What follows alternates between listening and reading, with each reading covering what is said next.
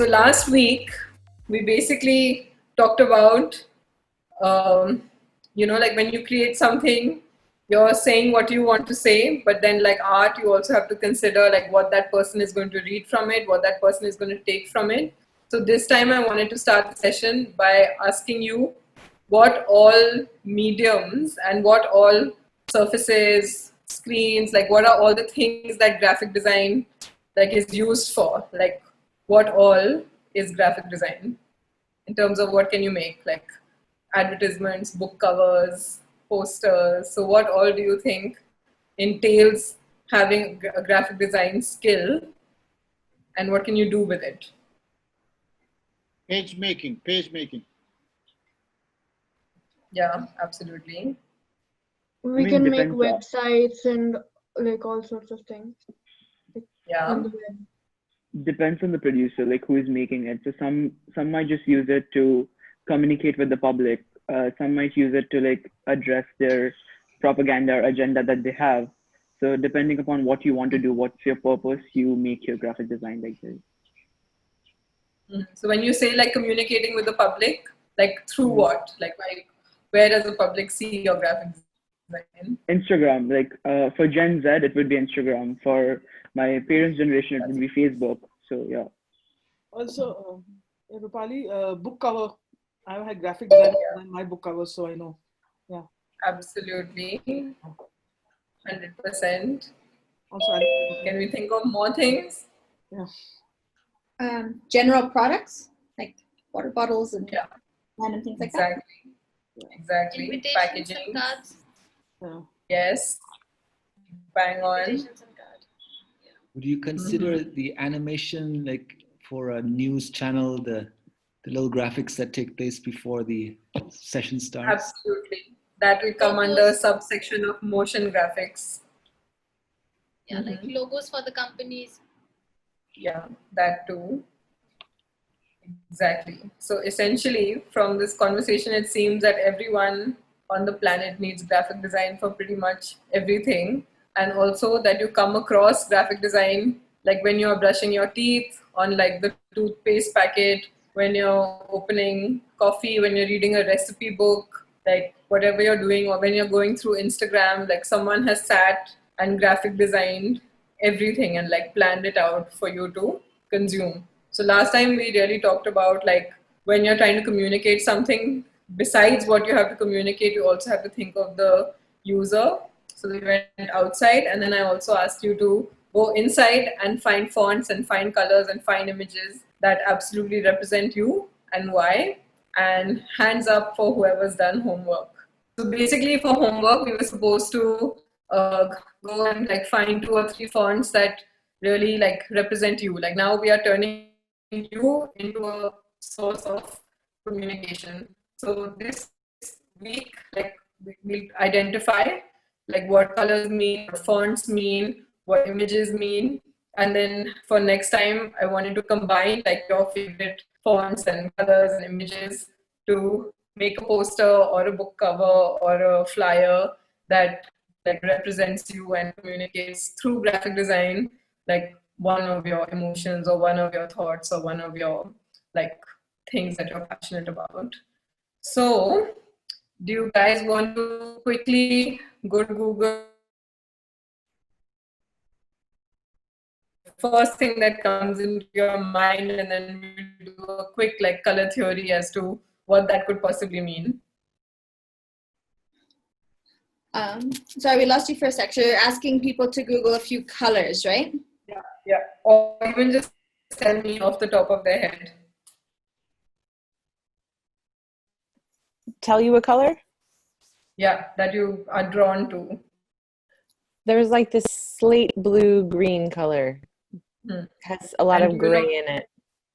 And do you know why? I do. It's the color of the bedrock and in the gorges in Ithaca, New York, where I grew up. And when the water runs over it, and it's just really kind of a mixture of so many, I don't know, it's very soothing to me. It reminds me of home. Yeah. So then it's something that gives you like a feeling of nostalgia. But then if you use that same slate gray and maybe like ask someone who lives in Bombay if that's like their favorite color, like that may not have the same meaning. So similarly, can you all think of like other things that, okay, so for example, like this was an example that I was, should we just open my I'll say homework? red, Let's start red, there.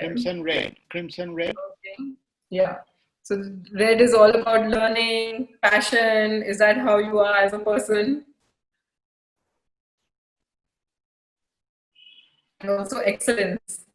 It's like the Mars energy. Should we consider black and white as a color? Yeah. We do.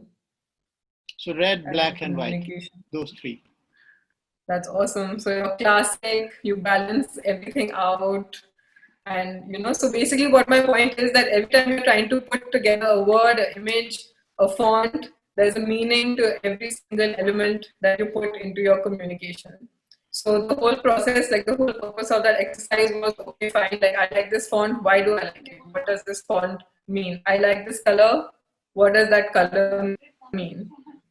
And then we were going to put all those things together and create an essence. So I think we can start by, for example, going through my homework, and then I will show you a book like by my favorite graphic designer, which was his journal, and they literally took all his like diaries and like just his files and folders and put it together and made this book called The Art of Seeing Sideways. So hopefully this will add to showing you what different fonts and colors and layouts and images mean, and how you can put them together in creative ways to say whatever you want to say.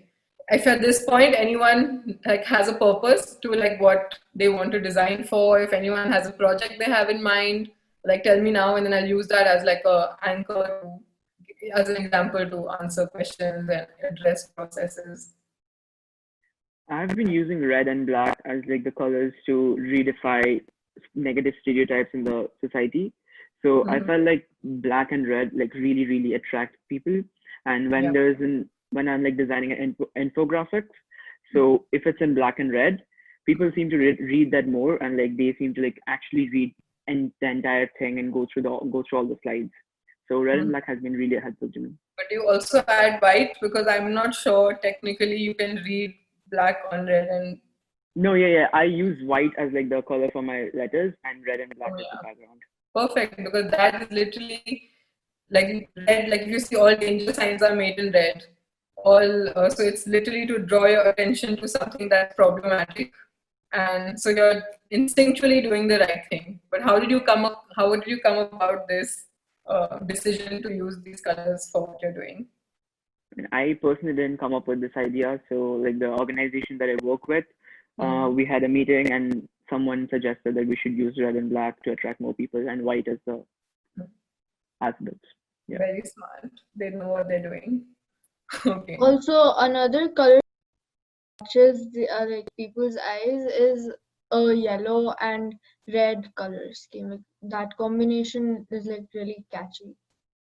So if you notice, lots of food, like even McDonald's, even like KFC, like Burger King, they all have red and some kind of mustard or yellow. Not KFC, but Burger King, McDonald's. I think even like KFC, like Burger King, yellow. So actually, most food brands use those colors for all their packaging, for all their signage, and it really makes people like go there. That's absolutely true. And also, when you're creating a brand language, for example, if you're saying red and yellow, those are both hot colors. So if everything is always hot, then it becomes too much for like a person's senses, a person's eyes. So you're supposed to balance it out with like cool colors, which are blue, purple, and things like that, to kind of make it more wholesome and balanced. Also, I've seen government organizations use like the sky blue and like combination with white in their logo and their agenda, everything. It seems to like give people the sense of hope and like understanding, just like personal suggestion. Also, the government has to be really clear. So if you notice, all the signage in almost all countries, it's either like a very tealy green and white or like a blue and white, because like it's the easiest, most simple thing to read without causing alarm or without It's the most functional, clear way of communicating. It's also really So if you subtle. see all these big, It's also really subtle, like the entire exposure. but clear, high legibility. Is there some kind of cheat sheet of which colors one should use for different purposes, or is it just kind of common knowledge that you? It's not. So that was like the first point, because it differs culturally, like hugely. So actually, like color theory is very subjective, but then when you remove this is what I was talking about last time. Like if you remove all like cultural connotations and remove language from it and remove like learned behavior, then you can like really get to like the heart of things. And that is essentially simplifying. Like nothing should mean anything like to a particular culture. Like the danger sign has become so universal. Like no one started it, but now you'll find like that danger sign across like countries, across continents. So that's about like the meaning of like that's a color theory, but then on another level there's literally just like a color wheel. So if you read the color wheel, then you can, it has that hot to cold. I'll send you a link after this if you like. So that explains color more in terms of like the technicality of it, like what lies opposite what, where it shades into, like, you know, for example, greens turn into blues with like a mix of yellow. So there's a very technical wheel which shows you how colors are made, but like the meaning of that is very personal and actually like is very, it varies across culture.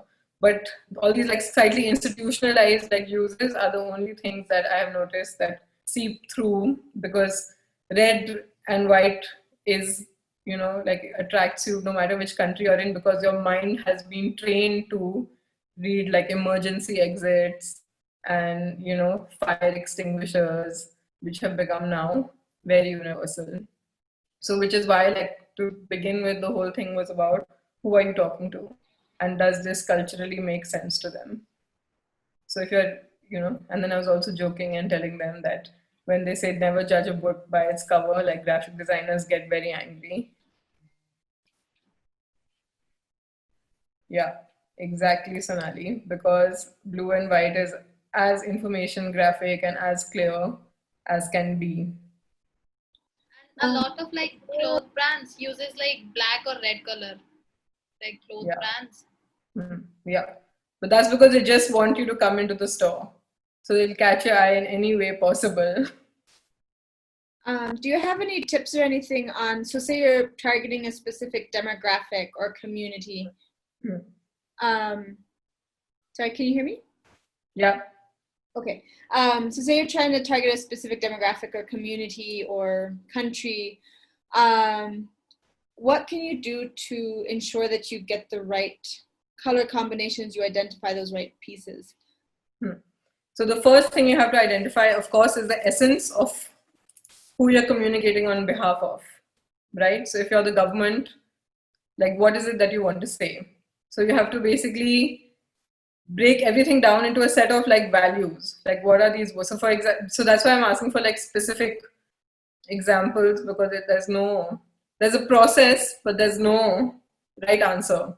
So I would say, as a process, let's say you're making a poster for social issues, right? So now you have to think of what does that organization stand for? Like what is it that they're trying to communicate? And then you break that down into literally words. It could be 4 words, it could be 5 words. So let's say if it's safety, if it's inclusion, maybe diversity, you know, like you think of words and then you sort of attach colors to that. So let's say if someone is offering help, let's say it's like a helpline for depression, right? Then you want that person who's going to call you or that person who needs you to feel like it's a safe space, right? So first you use like really like, so you start with white, then you layer it on with like something else that's soothing. It could be like a light blue because it's still like information, but it's like information that's not trying to be strong. So that's a cold color and a, you know, white color. Then you add maybe like a touch of something slightly warmer. Maybe it's like a salmon because it's not red. So then you have to basically create that mood through color, and then you offset it with the font because you want to be really clear, you want to be really like straightforward. So you use like a solid, clean, not too bold, not too flowery font to give your message across, because you want that person to have clear direction. Call this number if you need help, but we won't like attack you, like it's a safe space. So similarly, if on the other hand you're having like a sale and you want to like get buy one get one free or something really intense and like high energy like that, then blindly you use red and white or like blue and white, and but make your fonts bold, make your colors bright, because you just want to like draw people. You know, when you see something jarring, you automatically like look there, and you want it to be high energy and you want it to feel like everything's going to go really fast. So then you create that feeling through big words, through bright colors, and that's how you decide like what your graphic design is going to be.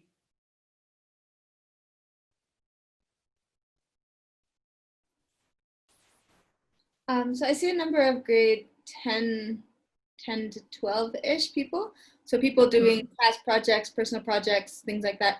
Do any of you guys doing projects want to give an example of what you're doing to Rupali and kind of talk about maybe what your approach is and see if you guys can work together to discuss that?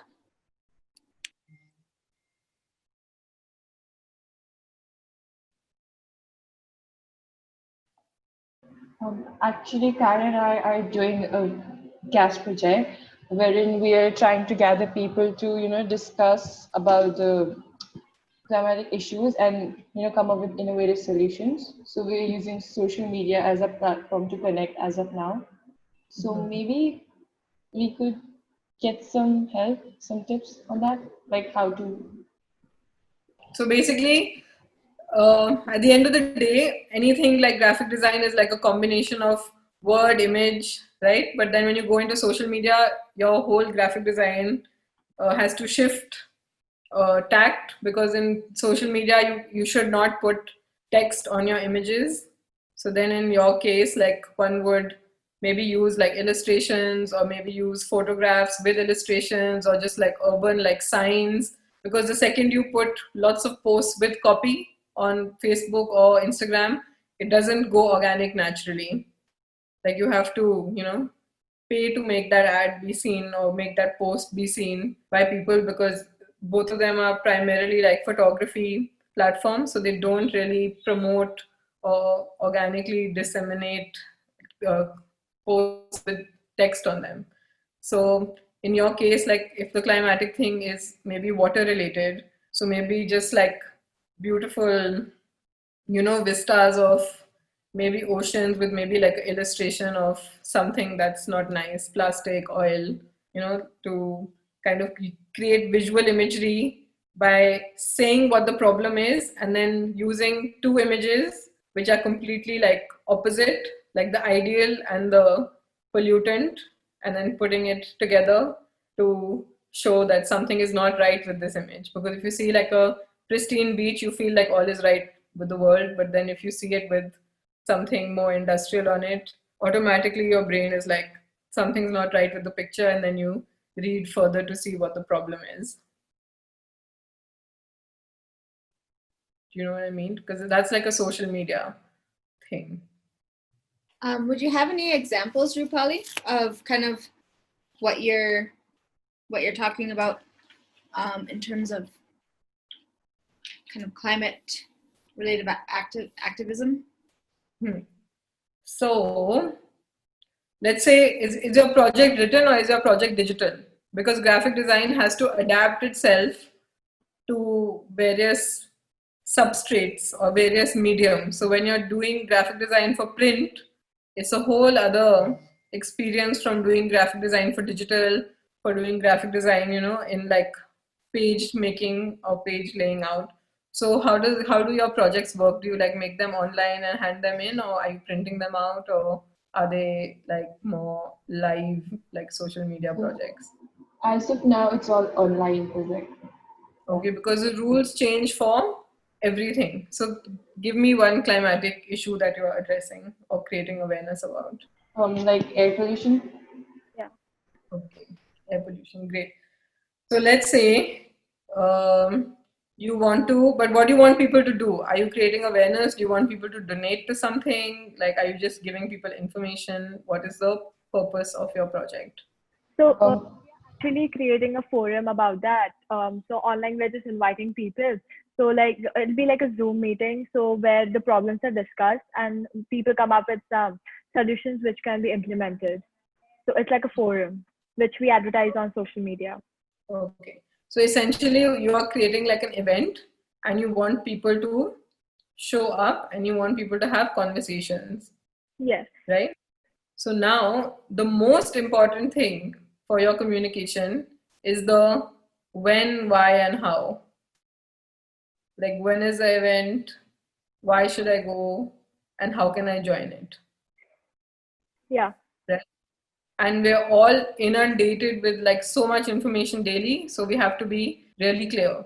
So as we discussed earlier this day, the most like universal form of signage and information design is pretty much blue and white, right? Because it's a serious matter. You don't need to add like danger to it, because if you want people to show up, like they should feel like, okay, this is a chill place to like come and have a voice. So let's say you decide that that's your color palette. I mean, you can also decide something else. I'm just using this as an example. Then you're like, okay, I need to like it's also an urgent matter. Like air pollution for sure is an urgent matter, but it's also like a event at the end of the day. So it's also like a chill place. So maybe I use a mix of big bold fonts to create attention, but then like smaller normal Helvetica like standard fonts to be like, okay, this is the information that follows it, right? So that way you have created a brand language. Now your strategy for doing this can be like a series of things. So your first image, for example, could literally be, okay, this is the sky. Here's like a billow of smoke. So the sky is beautiful, and then you have like this black cloud on it, which is not a cloud but actually like smoke. And then it's like, does this trouble you? Then your next image, for example, can be, we can talk about it. Then your next image can be where and when. And then, but then you're using the same fonts, the same colors, the same image style to kind of create what we call a graphic design campaign to consistently reinforce like that same message, that same font. So for example, if someone sees a post on Instagram, and then later you send them an email, they should be able to see the fonts and the colors and the style immediately and think, oh, I've seen this creative before. So lots of people make that mistake of redesigning each message over and over again. So then that association is not created. So, I mean, if that was my project, I would first sit and say, okay, these are the 4 or 5 images that I found that I can use. This is like the font style I'm going to use. And then you do a step-by-step information breakup so that you keep people engaged. They want to know what's happening next. Like you end everything in dot, dot, dot. Or you make a gallery because it's social media. So graphic design just changes across like platforms now.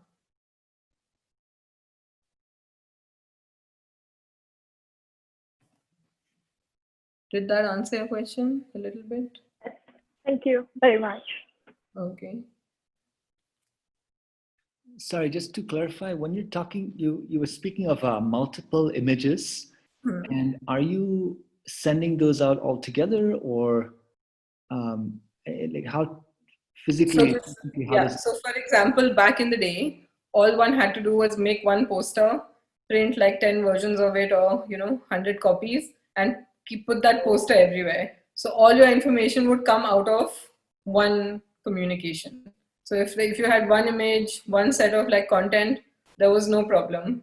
But now, because most of this information is being spread digitally, digital has its own like set of rules to follow, not follow. So like why this, like all my sessions are graphic design and social media hand in hand, because even if one understands like what good graphic design entails, maybe Facebook doesn't agree. So for example, if I was having an event online and I put all that text on one post and put it up on Instagram, and put all the right hashtags and wrote a wonderful caption, that post would get maybe 40 views or maybe like 60 views, even if my page has 1,000 followers, because these two platforms don't allow image, like text, to be like floated around freely. So for example, if I go through my news feed, I very rarely get posts that have text on them. So over here, your graphic design has to become much more image based, and then your content goes next. But if I had if I had to graphic design and make a poster, then I would take all that information, put it in one like document, maybe use just one image, one word. But now that is simply not allowed to be effective. I mean, of course, you can do whatever, but it won't work if the project is digital. So that is the issue. But yeah, I mean, ideally you make one iconic thing and make that everything instead of using like a set of 5 images, for example. Light, yes. So I found a couple of examples here. So this is a man called Alan Fletcher. He founded Pentagram, which is one of the best graphic design agencies in the world, and he would just find things and then have thoughts. So for example, this is such a universal symbol for men at work, right? But then he's taken the word work, and can you see what's written, or is it all flipped?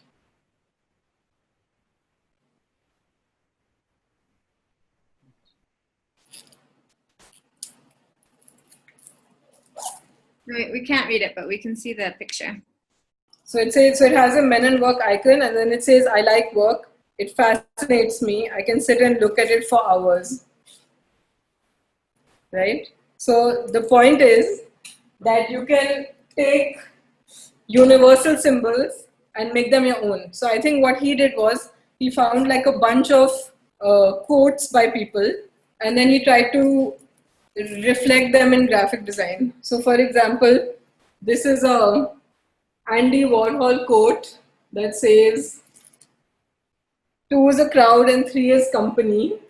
So how do you say that 2 is a crowd but 3 is company through graphic design? So he's used like a series of words and images to make that quote sort of come to life.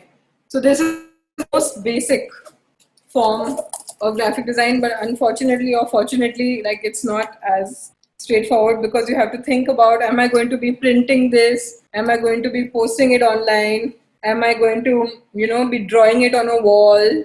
Does this have to be coded into a website? So your rules keep changing. So do you want to go through some homework or not really?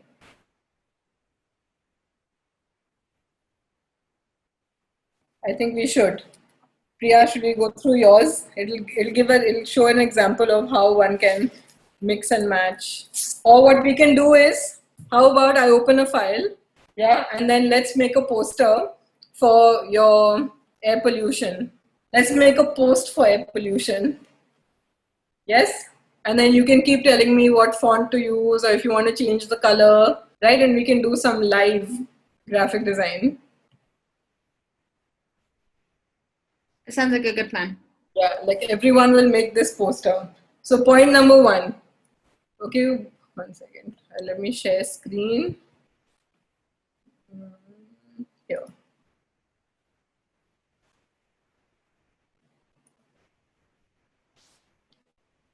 Can you see my screen? Like it's basically Priya right now. Okay, great. So I'm just going to close all these things. So now you can see what a real graphic designer's illustrator looks like. Okay. So what is the purpose of the creative we're about to make? We're inviting people for an event for air pollution, a workshop on air pollution. Yes? Yes. Yeah. So when is it, for example? we're asking people to join. We haven't decided because like not many people have responded till now. Let's act like it's tomorrow. So tomorrow is Friday, the 21st of August. So that's the most important thing, right?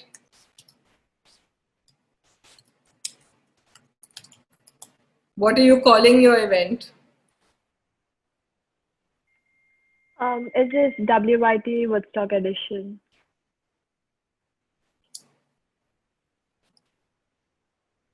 WYT. Oh, Yeah.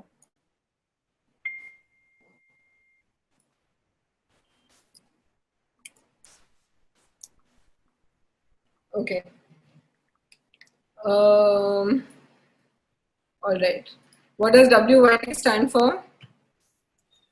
It stands for World Youth Talks. What? World Youth Talk. World. Oh. Does World Youth Talk already have a logo? No, not really. It was actually conducted on an international platform, but we are getting it to Woodstock here. Okay, so you can make it your own if you feel like. Yeah. Okay, awesome. So now when you think of air pollution, what is the imagery that comes to your mind? Industries. Clouds. Smoke coming out of a factory. Yeah, industries. Oh, I think smoggy Delhi traffic. I was just about to say the same thing. Or a man smoking.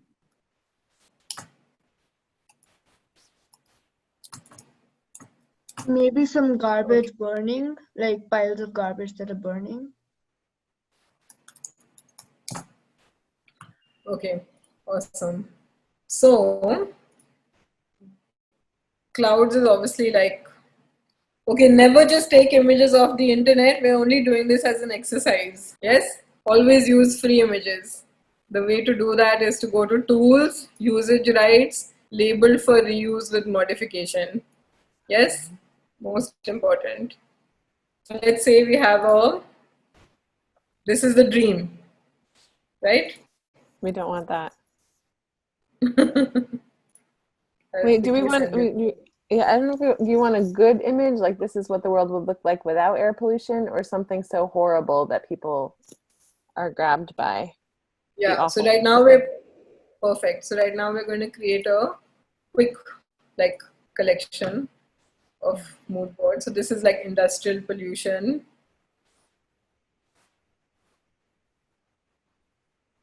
Tell me which one is looking most like intense to you.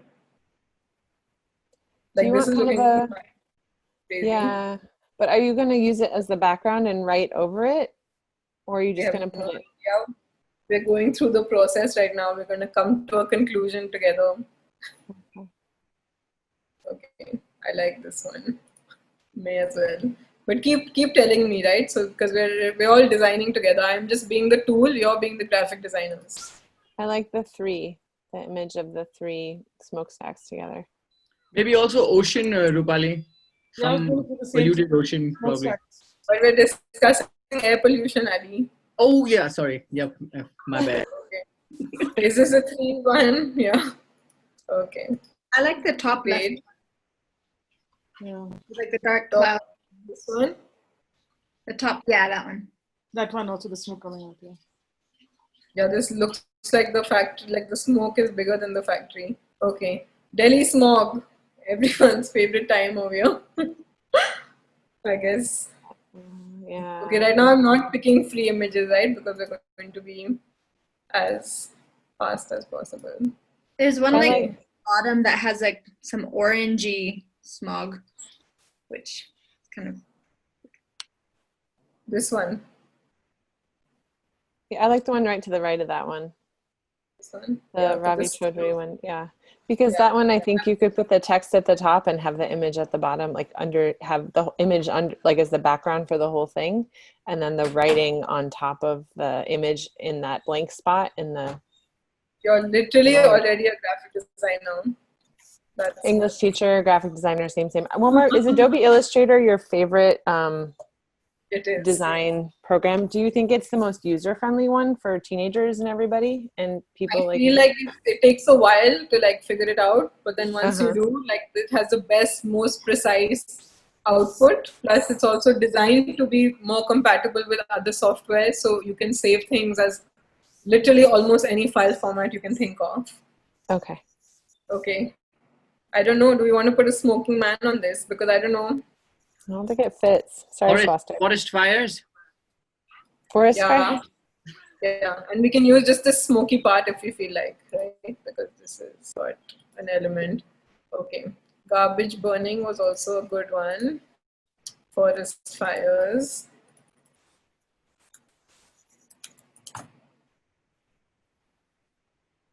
So that looks quite air pollution causing.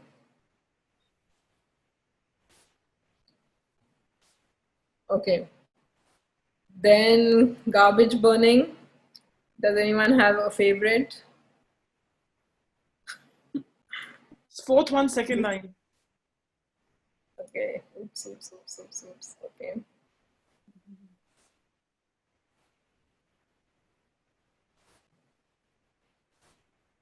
One, two, three, four. This one. No, the next one. This one. This one. Yeah. The fourth one. Yeah. Two images. Okay.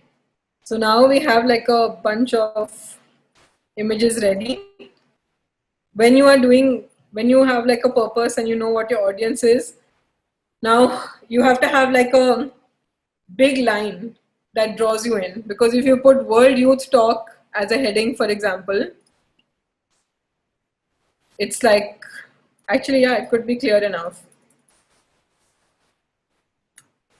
But do you have like a line, like something that would usually, like if you identify a problem, right? Like for example, if you're doing something, let's say if I'm asking someone to move to hang out, like let's say leave home and go and shift into a hotel, right? So my entry line would be, for example, are you sick of like domestic responsibilities, or like, are you tired of your four walls? So what is that thing about air pollution that would make someone, want to, like, do you want to say like enough is enough, or like it's time to like, or like inhale, exhale, like something catchy. Want to breathe again, or something like that. Want to breathe again, something. Mm-hmm.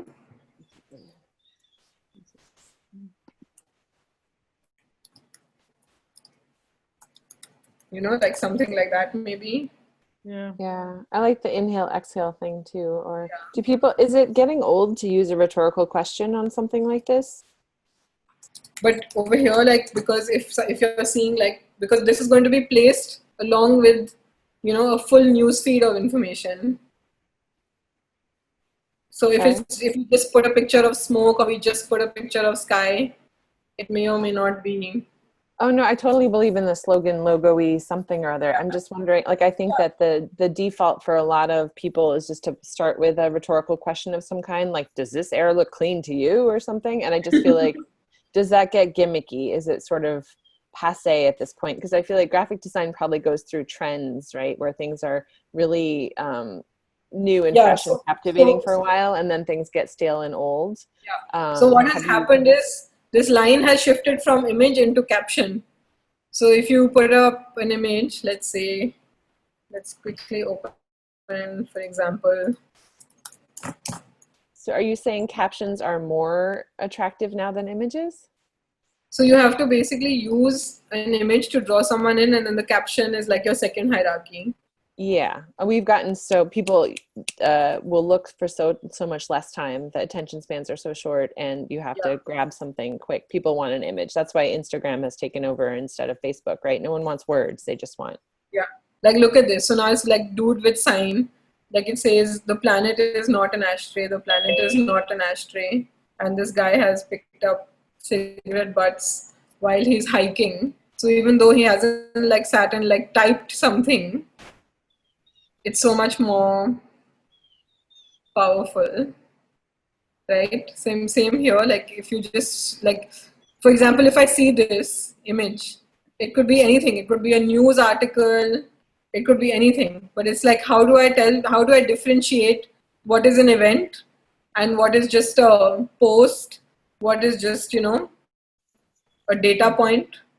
So you have to, in this case, because you have to differentiate yourself. Like for example, every Tuesday, remember to follow our useful advice. Like, see, like what is going to make none of these make you want to click on them particularly. Mm-hmm. Like this does a little bit because it's a little more like designed. Oh, pollution needs solution. Hmm. Yeah. Like this is a event, it seems, and it has your Delhi imagery. Okay. So how would you? Okay, so let's say if we do. Okay, inhale, exhale, for example, is something that is happening all the time. Okay, now if we put something that's used for yoga and for meditation, right? Like this is such a like typical like breathe easy, like meditate, be calm kind of background. And then let's say we put it on this. That's my favorite. Yeah, and it does make complete sense with the. Yeah. Okay, what kind of fonts would you use when you're saying inhale, exhale? Do you want them to be bold and bright, or do you want them to be really soft and easy so that you're trying to like, tease people and making it seem like it's. Think about it. Tell me, what Soft font would and you put easy. here? Soft Scary and and easy. alarming. Well, don't you Alarming? want it? I want it to be like look like it's advertising a yoga retreat, but then what you're actually talking about is something that yeah. I would want something calm and peaceful that's inviting you to inhale, exhale, but then the image is telling you not to. But that's just me.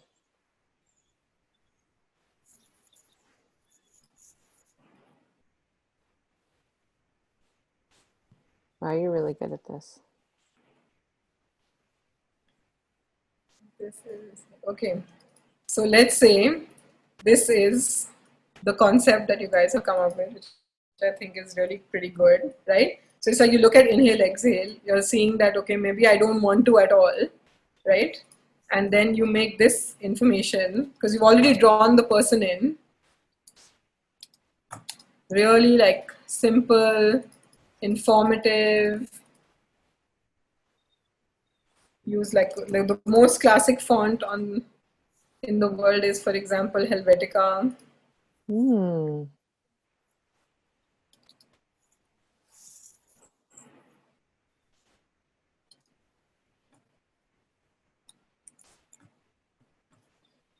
Right? And then we discussed how signage, for example, is blue and has white text, and we're on a road in this image, right? So we take a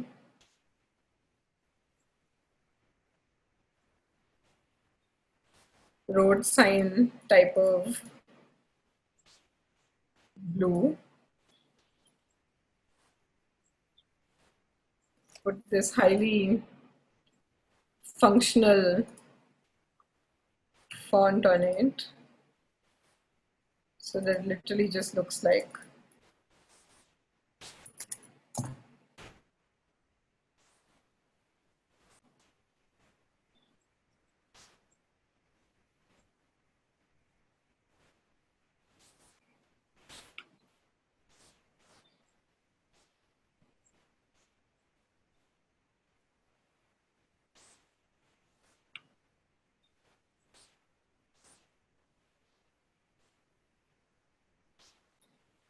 a road sign.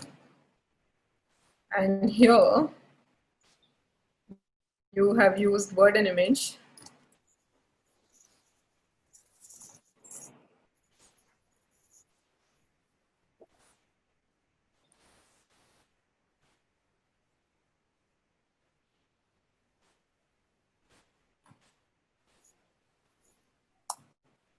to be very clear that it's in, like you told a whole in like it's like 2 words and an image.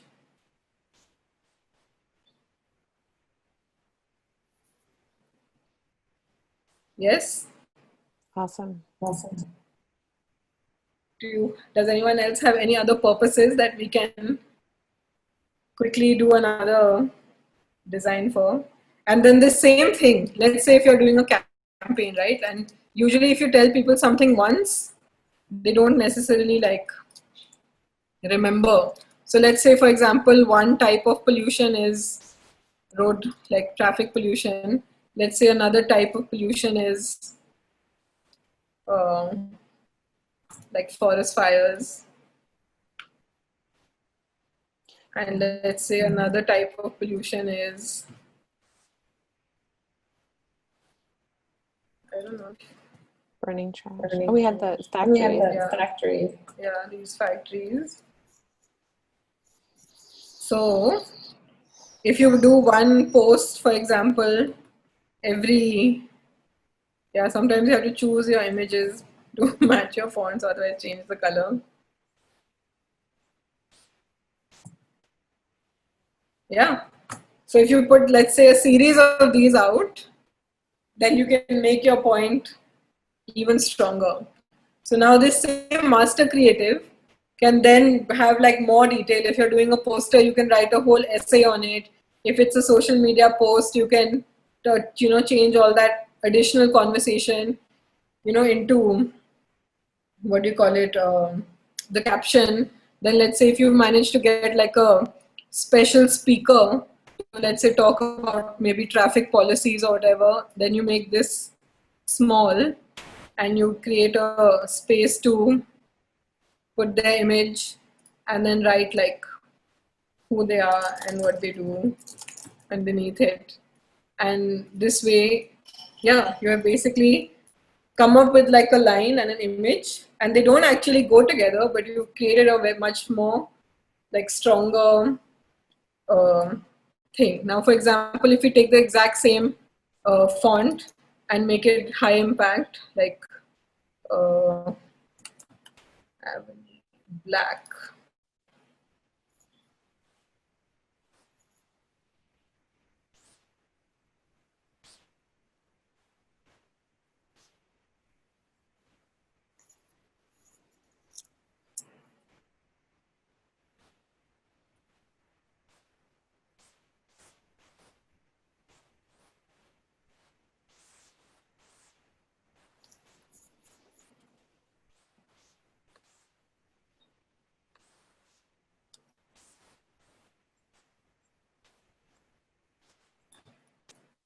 Then you see how the message changes so subtly, right? And then if you wanted to say the same thing in like a much like bolder way,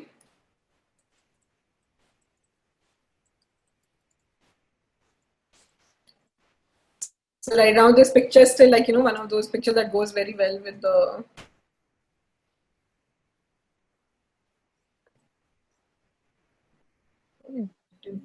I'm trying to find like something really dark. Yeah. Now see, this looks so different compared to that. And it's just, all we've done is change the font and the image, but it's the exact same message.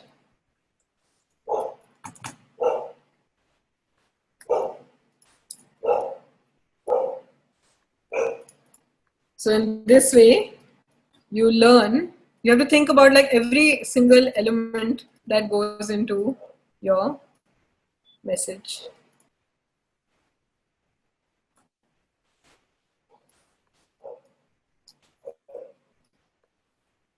Do you see what I mean? Mm-hmm. And right now this, for example, looks like it's run by an organization because that blue is there. But for example, if you take the same thing and make it red, then it looks like this is a matter of urgency. as opposed to just, a space for conversation. Now it automatically looks like this is a problem that needs to be sorted out now, as opposed to the blue, which looks like this is a problem that needs to be talked about.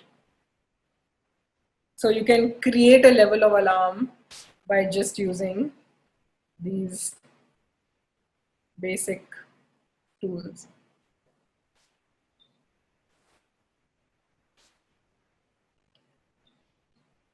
Yes? Like, I have a question. Yes. Hi. Like, like I know that fonts are really important, but like, is there a way, or is there somewhere like some resources we can look at so that we know like what font means? Like, if it's a bold font, it's for like strong message. If it's like monospaced or serif, like, is there some resources we can look at so that we know So I what can fonts are what? So I can send you a list of all the most like classic. There are lots of like books on typography that are really like classic, but I feel like it's much more important to look inwards, because at the end of the day, you are also the audience, to see like what do you feel. Like I will definitely, as after this, I'll like send Priya a list of like all these graphic design books that are used as at unis as like the holy grail, and in that you can like read about it. But things keep changing. Like these books were written like way before user. There were no apps when these books were written, so it's all about also the way, like the cultural connotation of it. Like for example, the basic history, like so serif fonts, like Times New Roman, Cochin, all these fonts that have like a little edging to it are usually used for more, old, like if you're trying to show like something that's old or something that has some kind of lineage or like vintage value. Because back in the day when people used to etch letters into, there was no printers and things like that, they used to etch letters into surfaces, so that tool, like the edge of that tool used to create that what is known as a serif. So for example, I was just closing this file. Like this is for a palace, so that's why like I've used all these like serif fonts to talk about the magnificence of whatever, but then the information is in Avenir, which, I'm not sharing screen anymore. How funny. 1 second. Share screen.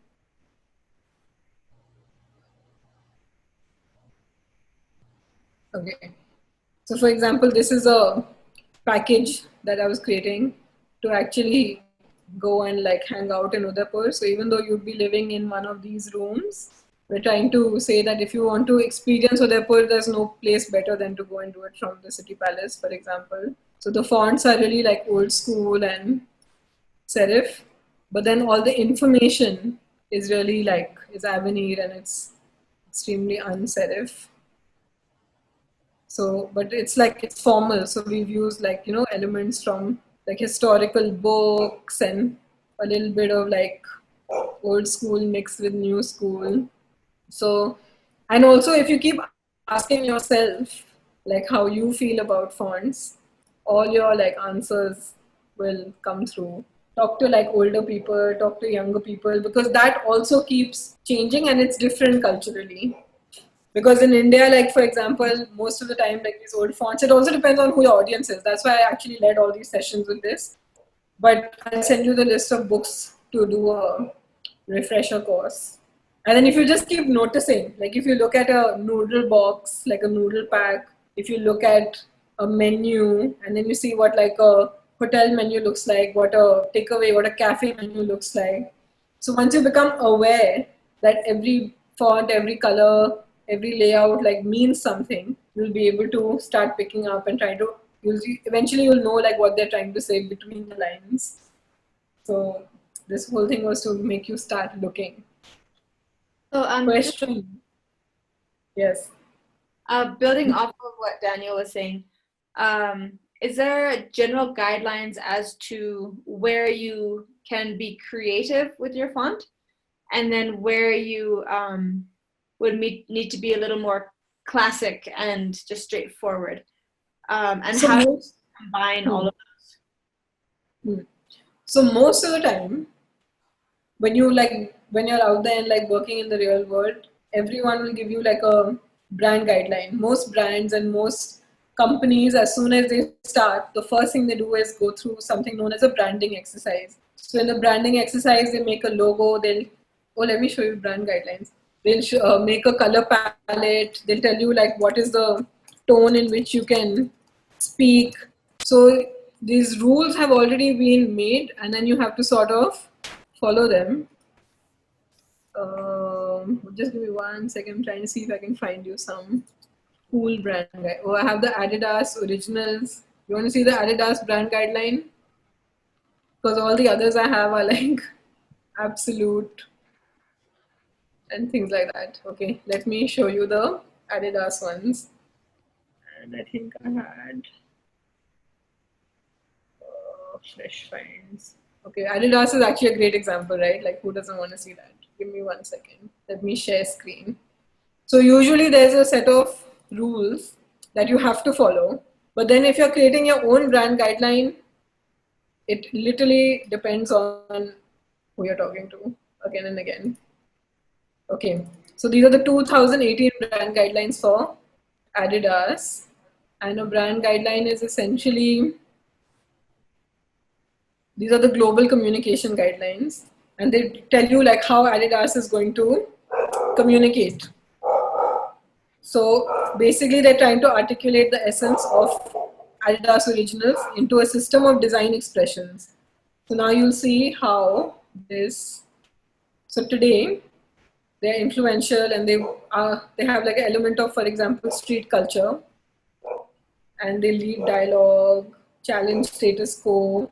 They want to create a conversation with their audience and be part of a global community of creators, which basically means that all the people who are doing things and creating things and changing like the system and changing the status quo, like that's who they want to talk to. So obviously they have to be bolder. So sports, street, original. So this is like the thing that they have chosen to represent the brand, which is a little bit different. Like the original is the 3 Adidas stripes, but these are a little more like edgy and jagged.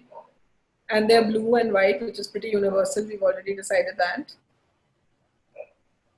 And it's about originality, one voice, different tones, which means that they want to be able to, be more global as far as this is much more neutral because they talk to all the countries and all the continents and across cultures. So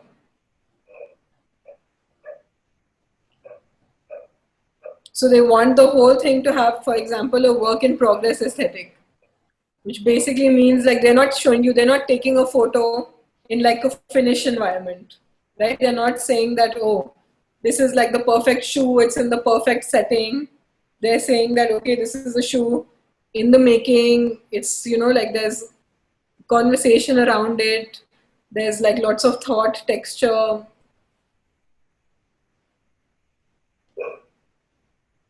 And they want to be able to, it's about people.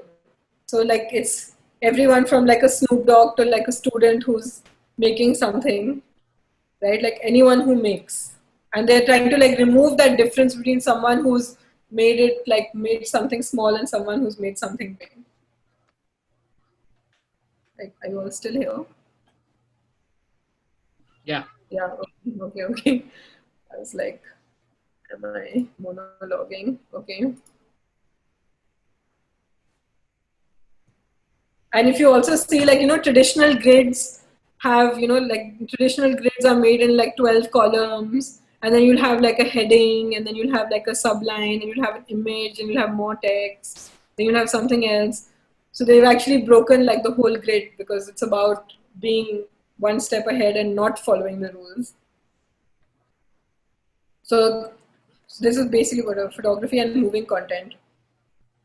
So when they're creating culture, never mirroring it, they want to only like get people who are up and coming and creating.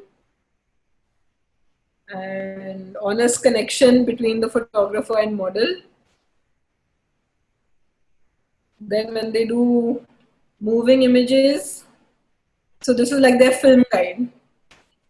So they want like the filmmaker to put their style in the image. So they have chosen, for example, not to have a style because their brand value is about breaking the norm and about doing things differently and about creating something new. So they actually allow like filmmakers to come and put their own touch in it. So all their films actually look really different from each other because that is the point of their brand. So the rule is to be different. And now these are like the things, these are the rules that we have to live by. So editorial attitude. So if you see, like they have this very standardized grid where this also has a column system, by the way. Everything has an underlying grid. We can talk about that next time. So this is in one column and this is in the rest of the column. But then as you see, usually like in a traditional format, you have something known as a gutter, which is a border from the edges, but they are like, we don't even need that. So what is it saying? Yeah. So it's never commanding. It's not forcing a statement. So they don't have a big bold line saying inhale, exhale, or just do it, or even impossible is nothing. They have what they call an editorial attitude where you have to like make an effort to read. So the image where the person and the photographer are having a deep connection in a really like uncommon setting. You know, this is not in a studio. This is not in something that they've tried to make look beautiful. It's just like real and how it is. So they're using this as their guideline to draw you in, and then you have to make an effort to read the rest of it because that's how they want you to read the grade. And then the text and layout is it strengthens the conceptual themes. So you look at the images first, and then you have to go into that. So you remember that image a few slides ago, which had a shoe on like crumpled paper, and now this is another variety of the same thing.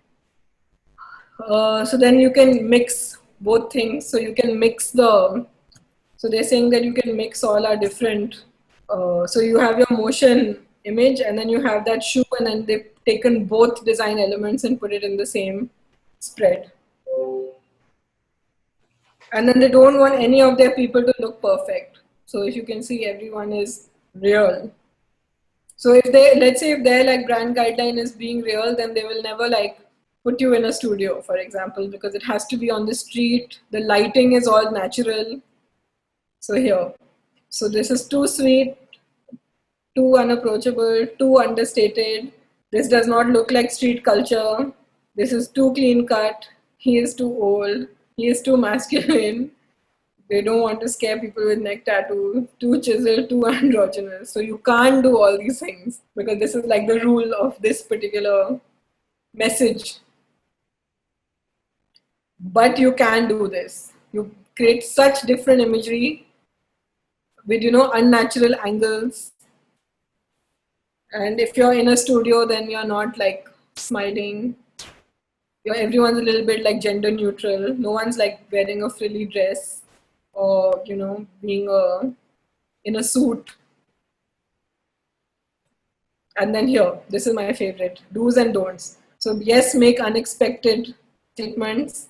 Don't be overstyled, overpropped. Be believable. Like this can be any of us like roaming around. Don't be non-believable.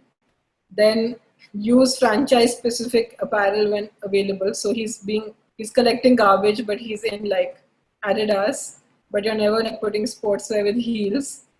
Then use understated accessories. Don't mix two styles, like don't put high fashion with streetwear. Then don't wear unbranded. I mean, you pair it with unbranded things, like use something really simple that then, creates this jacket. Don't wear too much makeup. So you know what I mean? Like they've thought of every little element that creates Adidas originals. And there's more. And then this is the first step. So this is blue. It's careful, it's iconic. Then they have alternates to blue, where you can use blue in other forms, but not like, if you don't want to use a color, maybe you can use Jodhpur. Then you can only use the stripes like that. This is the color palette. This is the logo. This is how not to use the logo. Fonts. So because they're being really like original, bold, making a statement, that's why their font is kind of bold. It's not like, it's not normal, like it's not sleek, it's not fat, it's just different. And then that is the second font is to draw you in, because that's what they want to do. And yeah, if anyone has issues, these are the people to talk to. But when you are creating a brand, you actually need to get into all these things to be like, okay, what does this color mean? What does this font mean? What is my image style? And these three things come together to form everything, whether it is your Instagram post, whether it's a poster, whether it's, a book cover, whether it's a website, whether it's an app, whether it's a bag to put your stuff in, whether it's a discount card. So you decide what is my language, and then you put it all together in these fun and interesting ways. And you can only figure out what your language is from like a sense of feeling, because no book will tell you this. It's what you feel.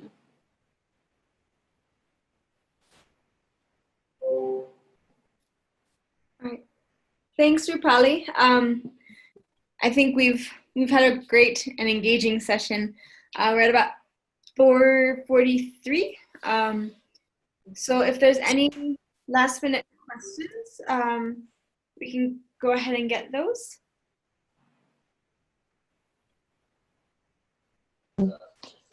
Do you have what's one of your favorite projects that you've worked on?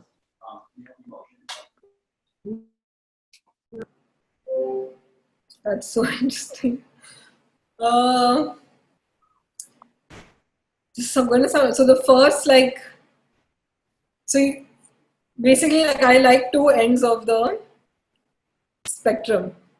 So one of the things that the first thing that I did, that was a really big deal, but it was so small, but then I realized that so much goes into it. When Walmart had redesigned their identity from a star to a spark, Addy was around at that time. So I was, I think, 20 years old, and I had to make all the signage for the revised like Walmart identity in India. So it was literally about taking 3 or 4 colors and creating something really simple that was going to be used as signage across the country. And it had to be printed in that exact correct shade of green, that exact correct of blue. So it took actually 1 whole month to make what essentially to the naked eye looked like a blue slab with a word that said breads and have half a spark on it.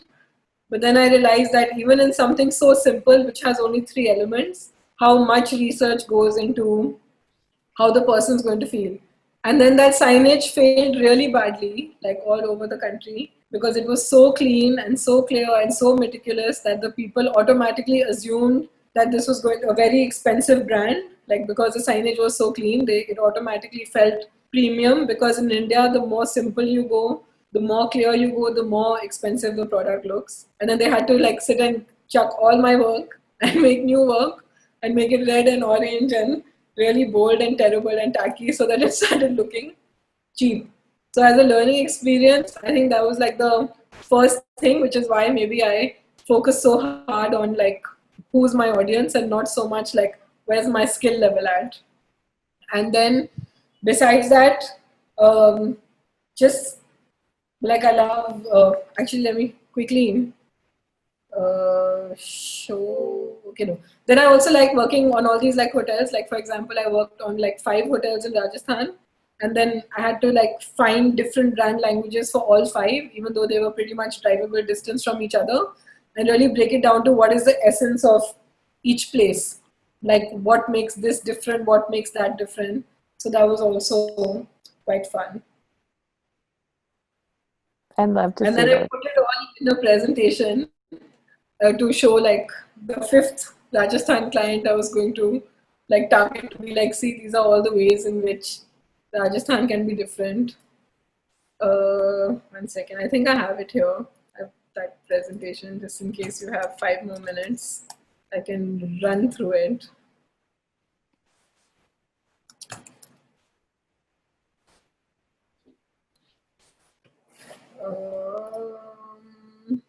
Yes.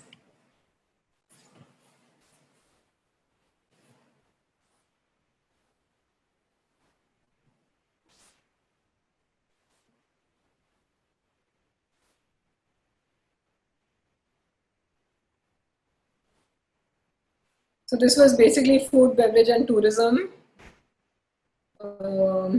This was by Olive in Delhi somewhere. So you start with making a logo, then you like launch it with some graphic design. So this was the launch creative. Then you take that and turn it into stationery. Then you take that and turn it into menu. So it's pretty much still the same fonts, the same style, the same borders, but you create like a full brand language. So this was one of the places in Rajasthan called Lakshman Sagar. It used to be an old hunting lodge. So this is what it looked like earlier. And then we kind of created a shadow of, what may be. So this is like a hunting king and his like archers trying to kill like deer. And then this is what it looks like now. It's all like pink and white and alive. And this is called the Zanana, which is where the women used to hang out. And that is called the Mardana, where the men hung out. So it's pink and blue. So this is what that looks like now. That dreary, haunted fortress.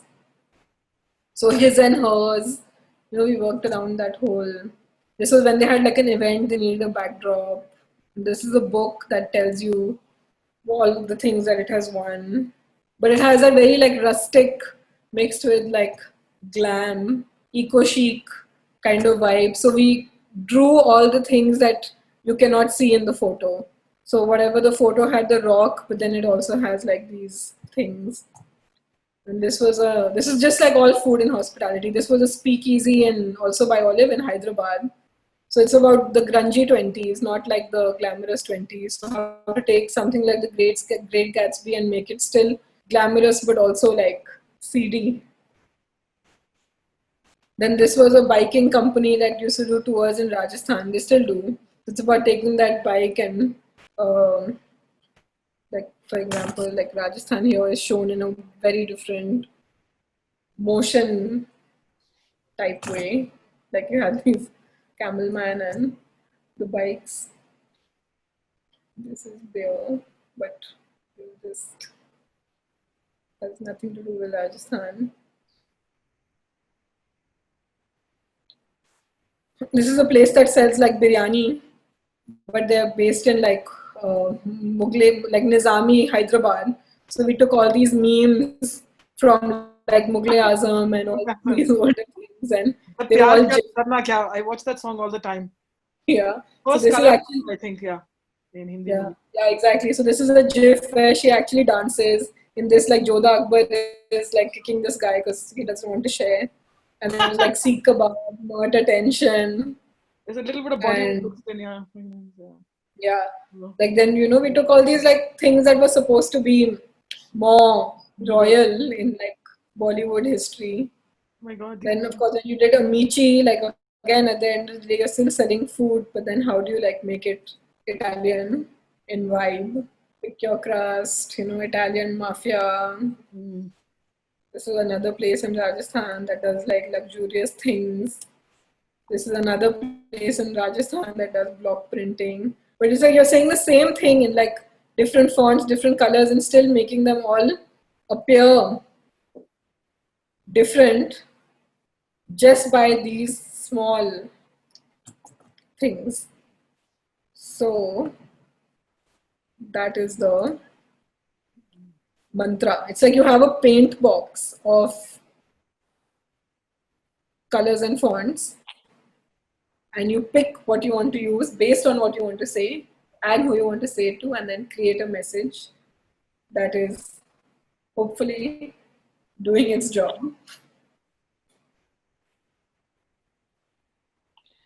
Rupali, if you could ever talk, overlap between like sensory marketing and this, like you're appealing to the senses, right? I mean, The Yeah, visual. yeah, And all that. A lot of psychology yeah. research that goes into this. Yeah. So graphic design is basically the creation of the content. Right.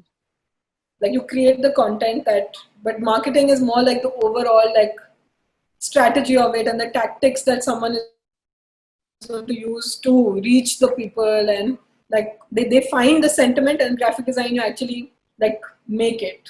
Make it right. So then they, so the two are Yeah. Yeah. interlinked. Related but not the same at all. Okay. Okay. Yes, guys.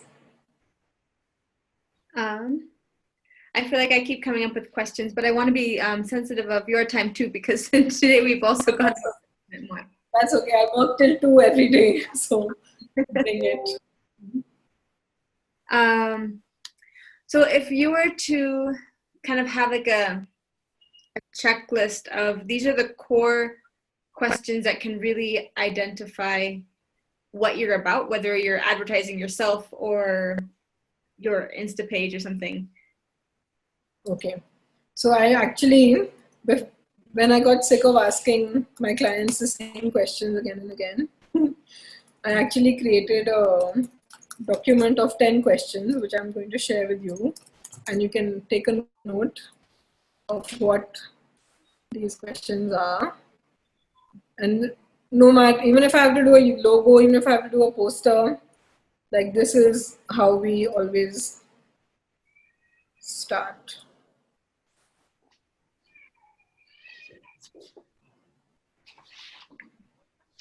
Okay, so if you're, I mean, shall I just read them out to you?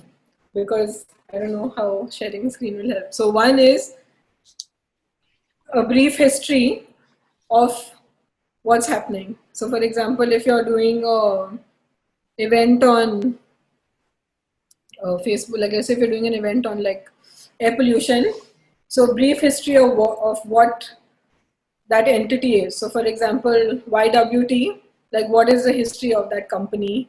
What are the conversations that have been had before? So you always have to go back before you can go forward, right? So the first question is give a brief history of the cause or the company or like why you want to do it. So maybe if you are raising money for something like maybe, I don't know, donations for homelessness, then the history is like, why are you doing that?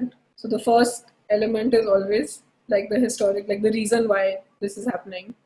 Then two, what is the vision and what is like the mission? So what is like the mission of this exercise and what is the vision of this entity?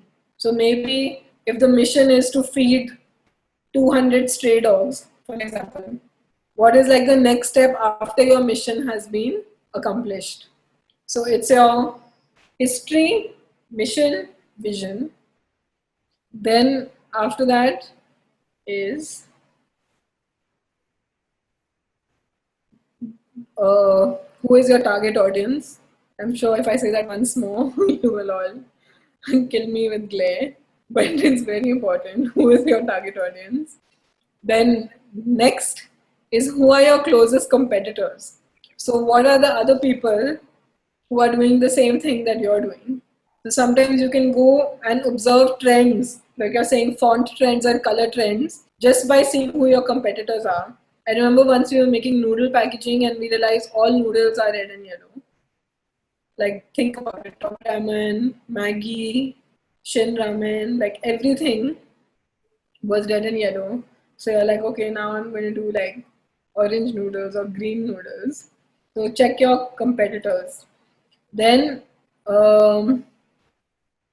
then we do the same thing that I've been telling you: color, image, and inspiration. Right? Like, what are the colors that you're thinking of? What is the imagery that you like? And then maybe like inspiration. And then what I feel like works really good for like well for inspiration, like if someone is like, okay, make a poster for, okay, make a soap packaging, right? Then everyone will automatically go and look at like other soap packaging. But if instead you look at perfume packaging, or you look at movie posters, or you look at something that's completely unrelated, it's actually 10 times more inspiring than seeing like the same thing. And lastly, timelines. Like how long do you have to make this work? Because sometimes if you have like a really long time, you can be much more like skill heavy. If you have like a short time, so you also have to see what's possible in the time like provided for this assignment. So some things like events are like time sensitive, whereas like a larger cause is not that time sensitive. So this would be my checklist of creating any kind of communication material.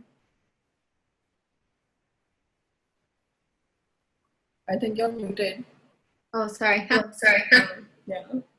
That's Rupali. That kind of sums everything up. I feel like I'm wrapping up now.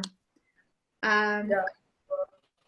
So I'm assuming no one wants homework this time to make a poster on themselves. Actually do that. Everyone make a poster on yourself.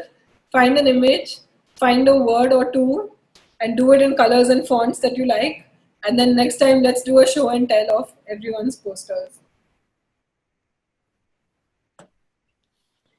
Let's give it a go. I'll have a plan B, guys, just in case no one does homework. Sounds good. Okay, thank you so much. I think welcome. It's time for a break for everybody. Thank you for everyone that came and stuck around, and I hope to see you guys next week for our third and final graphic design session. Thank you. Thank you, Rupali. Very much. Bye. Thank Rupali. you. See you. Speak to you soon.